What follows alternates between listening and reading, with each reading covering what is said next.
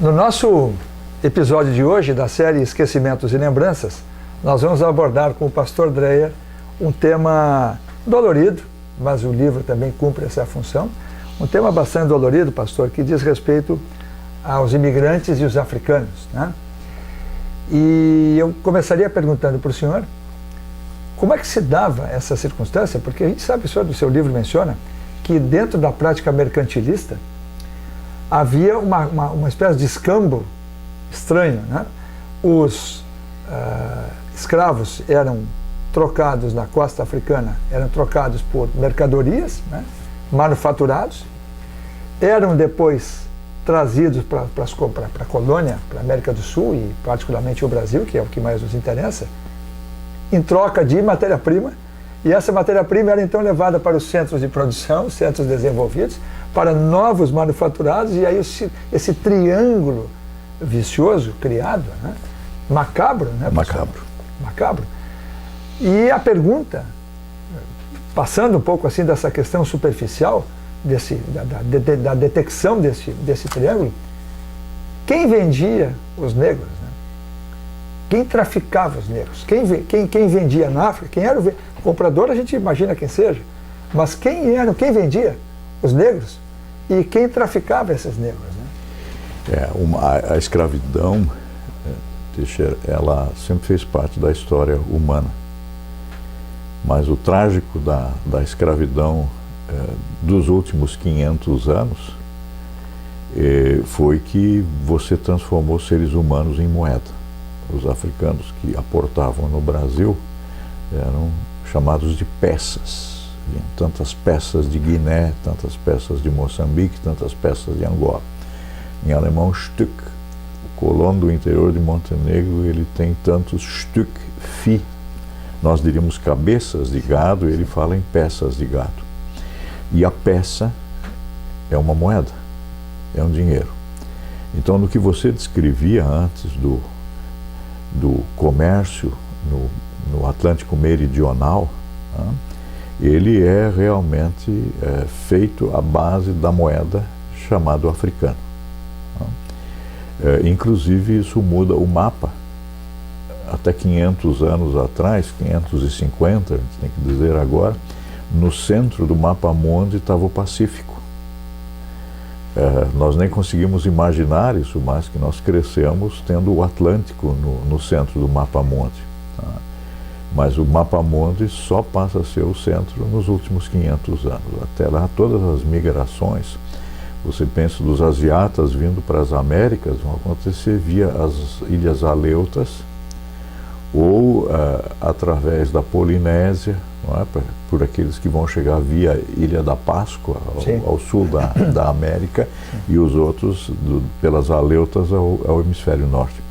Então, com essa triangulação das manufaturas sendo exportadas para a África, trocada por africanos, que vão produzir matéria-prima nas Américas, que depois vão ser levadas para a Europa, não é?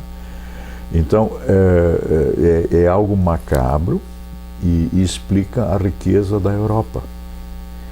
Porque a riqueza da Europa, que faz hoje de nações como a Inglaterra, a França, a Alemanha e a Península Ibérica, em boa parte se beneficiou disso também, mas transferiu os seus recursos logo para os ingleses, porque não produziam as manufaturas no continente. Isso foi a tragédia portuguesa, né, que só se reflete de todo quando Portugal vai perder as suas colônias. Então, quem faz a riqueza do europeu é o africano. Tá? Então, isso é algo que tem que ser dito. E quem faz o tráfico é o próprio europeu. E o trágico é que no Atlântico Meridional, os principais comerciantes de escravos são aqueles para os quais não havia lugar na Europa, que são os cristãos novos. Pois é, José Gonçalves Salvador mostrou isso muito bem, ele mesmo descendente de cristãos novos, como são os cristãos novos os principais traficantes de escravos. Então, um povo que vinha de uma memória de escravidão no Egito, que contava isso para os filhos, vai viver do escravismo. E agora, mais trágico, para o nosso tema dos esquecimentos e lembranças ligados à imigração alemã, é que os alemães que estão vindo para cá estavam saindo do sistema da servidão. Pois é. Quer dizer, e nós temos casos aqui de descrição do Rio Grande do Sul em que negros forros, como era o termo técnico, compravam eles mesmos escravos. Né? Então, não há nem a solidariedade étnica. Impressionante, né? O ser humano, ele é terrível nesse... Então, isso mostra que nós devemos ser muito cuidadosos com qualquer otimismo antropológico. Já São Paulo dizia, desgraçado homem que sou, não faço o bem que eu quero, mas o mal que eu não quero, esse eu faço. Mas, desculpe, você queria fazer uma colocação? As crianças não nos escutem, né, pastor? Pois é. Talvez seria bom elas nos ouvirem, porque aí talvez, só a partir do instante em que eu sei que eu sou preconceituoso, que eu tenho conceitos prévios, é que eu sou capaz de ser menos preconceituoso. Né? Que eu preciso me domar permanentemente. Né? Mas chegando então aqui ao Rio Grande do Sul e aos vales do Sino, do Caí e do Taquari, nós não podemos esquecer que em 1824, né, nós temos 30 mil escravos no Rio Grande do Sul, né, e 60 mil pessoas livres, talvez. É uma das estimativas que aparecem para aí. Então, o imigrante que entra... Ou seja, aqui, mais ou menos 50% da população no Rio Grande do Sul era escravo. Foi quase isso. Né? Quase isso. Né? Então nós tivemos o terceiro maior contingente de escravos do Brasil. No Rio Grande do Sul? No Rio Grande do Sul. Nós só perdemos para o Rio de Janeiro e para Minas Gerais. Né? Mesmo que o café tenha pego tanto escravo, né, em São Paulo. Mas por que eram requisitados? Porque no extrativismo mineiro, e mesmo no café, né, no Rio de Janeiro e depois em São Paulo, e no Rio Grande do Sul, onde o escravo era aplicado, sobretudo o charque consumia muito escravo. Então você precisava do escravo na lida campeira, né, para manear o gado, né, para o manejo do gado, e depois na charqueada. E ali nós temos muitos casos de câncer nos pés e nas mãos entre escravos produzidos pelo sal. E com a mão nua você estava lidando com o sal. Né? Então o nosso escravo, ele é o negrinho do pastoreio. Né? Quer dizer, ele está envolvido com o gado. Né? Eu lembro, por exemplo, a colônia alemã de São Leopoldo foi instalada na Real Feitoria do Linho Cânhamo, onde o trabalho era todo feito por escravos. Na Real Feitoria do Linho Cânhamo, você tinha à margem esquerda do Rio dos Sinos a produção da cannabis sativa, para extrair a fibra do tronco da cannabis sativa. Isso é o linho cânhamo, com hífen. Se você olhar em qualquer dicionário, o nome científico do linho cânhamo é cannabis sativa. Nós hoje apreciamos mais a folha, que está legalizada no Uruguai hoje, né, como medicamento. Do Mujica, né? Mas eu lembro do Gabeira, quando deputado federal, ele quis... As qualidades terapêuticas, né? Ele queria liberar o cultivo da maconha no Brasil, da cannabis sativa, por causa da fibra, não é? Que dá uma fibra muito resistente, inclusive para solado de tênis, mas ele ficou com medo que o pessoal iria começar a fumar tênis, né, no Brasil. É bom a gente rir um pouco também. Mas, e os relatos da administração da colônia estranham que pouco tempo depois de chegarem à Real Feitoria, os africanos se tornavam dolentes e incapazes para o trabalho. Eles conheciam as propriedades da folha, que é uma planta africana, a cannabis, e transferida para a América, os africanos já a conheciam. Né? Então, o africano era utilizado na margem direita do Rio dos Sinos para a criação de gado. Por isso nós temos uma estância velha, a qual se chegava através de um portão, que dá o nome a duas localidades hoje. Né? Então, por que a carne ali? Porque era o alimento mais barato para a escravaria. Né? Então quando o alemão chega ao Rio Grande do Sul, há 190 anos atrás, os relatos nos dão conta de que os escravos pertencentes à coroa, que atuavam na Real Feitoria, foram transferidos para a corte, porque eram propriedade da corte. Não obstante, 30 mil escravos não estavam reduzidos a São Leopoldo. Nós falamos antes da produção do charque, então Sim. toda a região em torno de Pelotas tem uma presença africana muito grande, né? E esses africanos que estão aqui, é muito interessante, houve uma época em que a historiografia fazia de conta que todo o Vale dos Sinos e o Vale do Caí eram vazios humanos, até que chegaram os alemães. Isso não é verdade. Ele estava povoado. Você tem, por exemplo, em Sapiranga, a família Leão, que veio de Laguna, eram traficantes de escravos, né, e proprietários de terra, tanto assim que Sapiranga originalmente é chamado de Fazenda Leão, e os alemães falavam em Leonhof, então o pátio, a estância da família Leão, não é? Então o Vale dos Sinos está cheio, assim como o Vale do Caí, cheio de casais de número, são os açorianos, a forte presença cristã nova, o pessoal fugindo da Inquisição vem para o Brasil meridional. Nós encontramos aqui soldado espanhol fugido, que se embrenha para cá, e nós temos naturalmente muitas populações indígenas sobre as quais nós vamos falar certamente ainda em um outro programa. Sem dúvida. E os africanos estão aqui. Nós temos diversas localidades chamadas de quilombo. Da rodoviária de São Leopoldo sempre sai um ônibus em direção ao quilombo. Que fica hoje metade pertencente a São Leopoldo e metade a Novo Hamburgo. Mas se você vai para Taquara, em direção a Três Coroas e Gramado, você passa por uma seta que indica você para um quilombo. Então o Rio Grande do Sul está cheio de quilombos, não é? Por quê?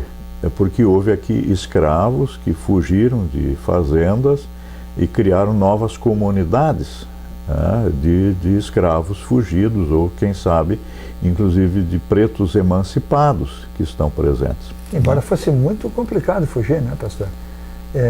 Existe uma visitação, lá, por exemplo, na Charqueada São João, lá em Pelotas, né? As punições que eram impostas aos negros que fugiam eram terríveis, inclusive com marcação no próprio rosto. Sim, mas mesmo assim você fugia, quer dizer, a busca por liberdade é algo que você não consegue tirar do ser.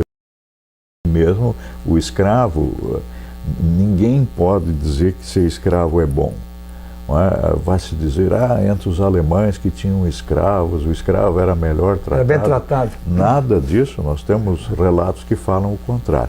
Então, ao entrar nessa sociedade escravista, o imigrante se adaptou ao meio. Ele vai se adaptar pelas culturas que ele encontra, né? Saiu agora há 3 semanas um livro assinado por Paulo Roberto Stout Moreira e Miqueias Mügge, falando sobre escravos numa zona de imigração europeia, que fala da presença de escravos entre alemães no Rio Grande do Sul, né? E já logo cedo, em 1826, um alemão que quer se estabelecer em Rio Pardo se dirige ao presidente da província dizendo que ele é marceneiro e que ele melhor poderia se dedicar ao seu ofício de marceneiro caso o presidente da província lhe permitisse adquirir um escravo que fizesse o cultivo da sua lavoura. Puxa vida. Então, a documentação está... Ele quer um beneplácito oficial. Ele quer um beneplácito oficial. Você quer escravidão admitida. Então, o que se constata, esses dois pesquisadores constataram, eu já tinha constatado isso antes, estudando os livros de registro de batismos, de óbitos e de casamentos, onde também aparecem o batismo de filhos de escravas, tá? Em geral, filho de pai desconhecido, mas o que pode ter sido o próprio senhor da escrava, que os comerciantes aqueles que em pouco tempo, os mais espertos entre os imigrantes que conseguem reunir os excedentes da produção colonial para colocar no mercado de Porto Alegre, que esses vão investir o seu capital adquirindo escravos, né? Então, assim, a família Blaut, que um sobrenome também conhecido no Vale do Caí, Sem dúvida.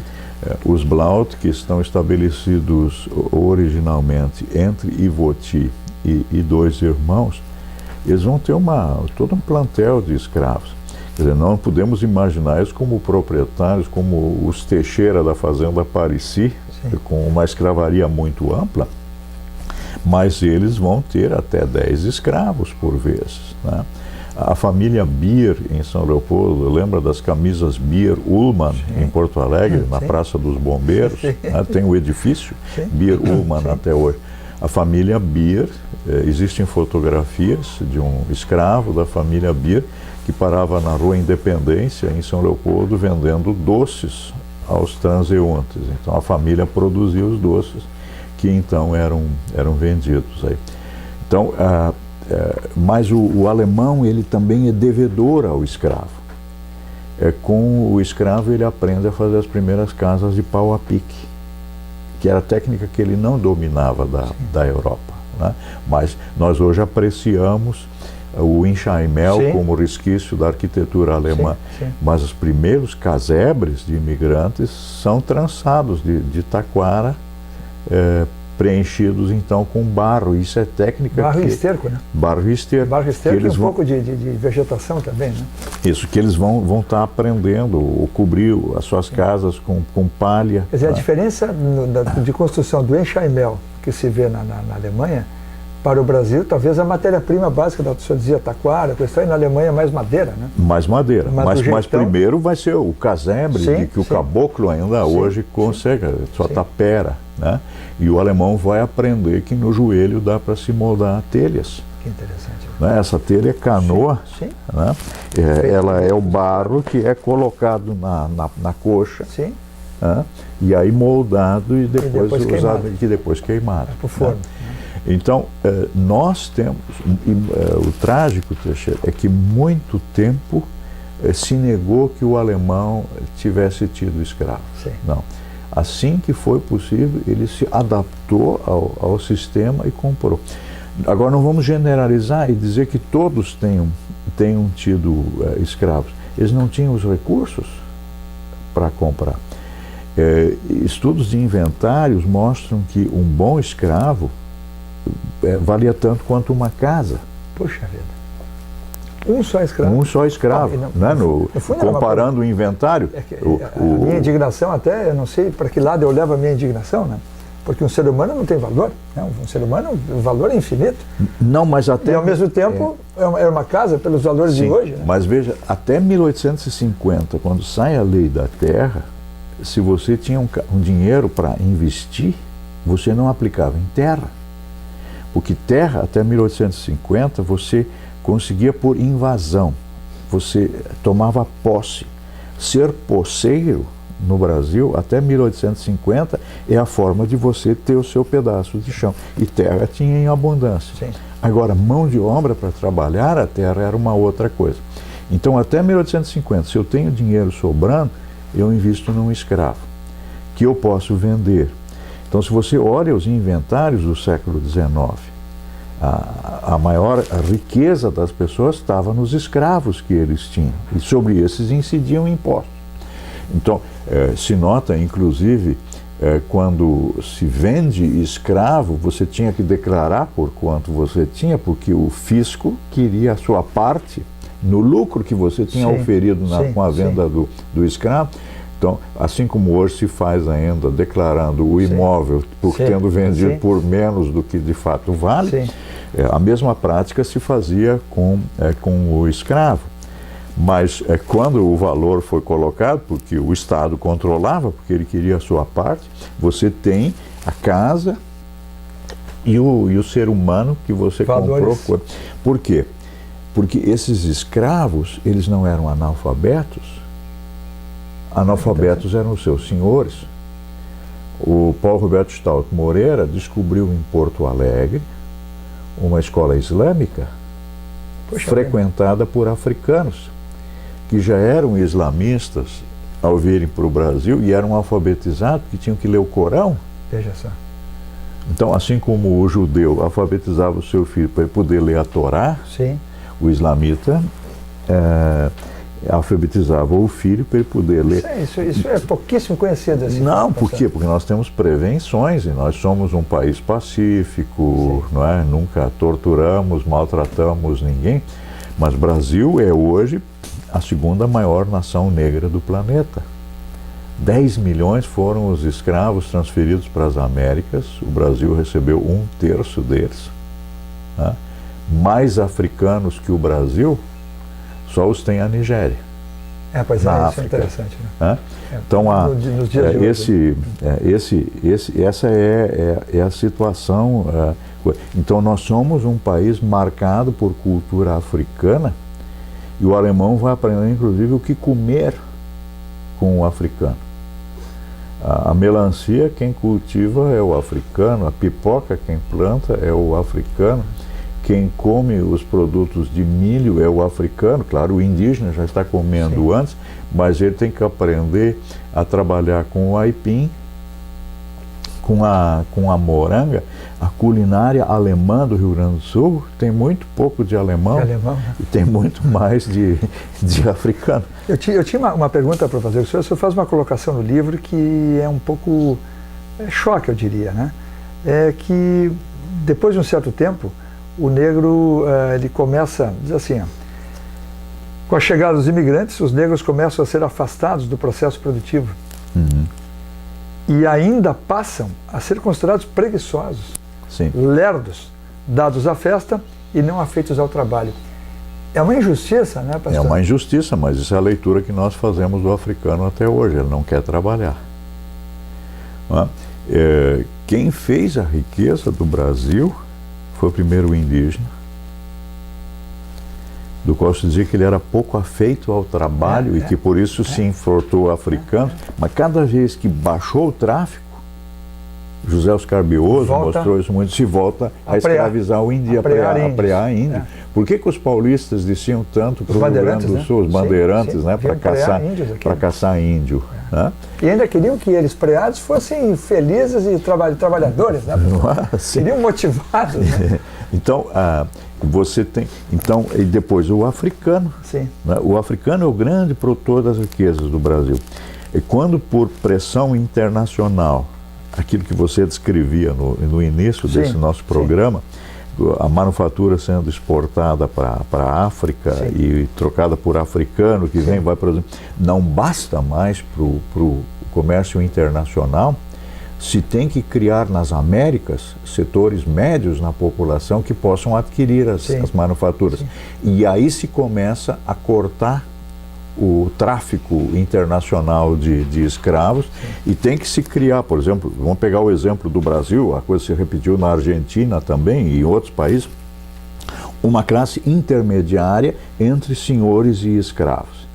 E essa classe média, esses setores médios da população, se vai criar com excedentes populacionais europeus.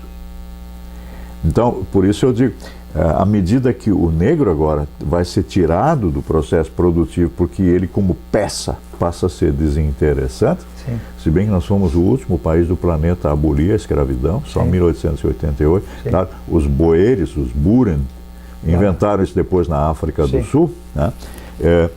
Nós vamos criar setores médios da população, importando primeiro alemães, depois italianos, poloneses, e depois se discute muito se japonês também pode vir, mas daí se descobre que japonês é o alemão da Ásia. Mas pastor, mas nesse momento os negros vão ficando no desvão.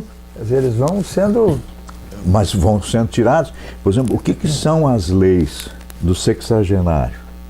A lei do sexagenário é uma grande sem-vergonhice, porque com a expectativa média de vida da população brasileira 140 anos, se um escravo chegasse a ser sexagenário, ele já estava vivendo 50% a mais do que a expectativa de vida e estava precisando de cuidados.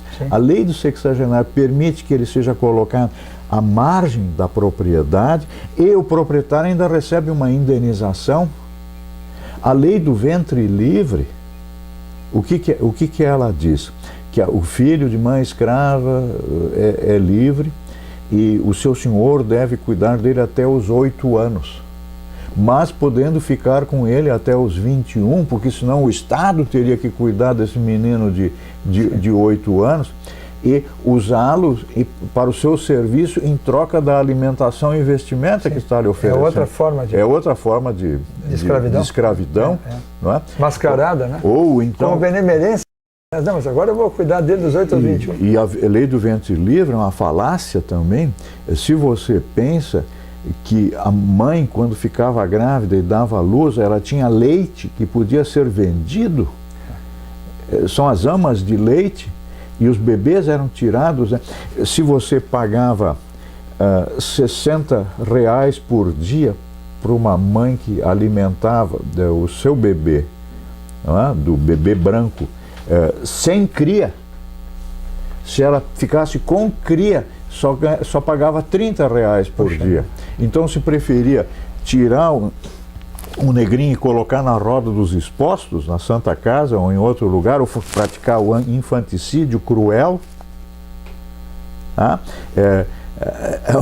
Então, bom, nem dá para falar mais, porque isso é falácia absoluta.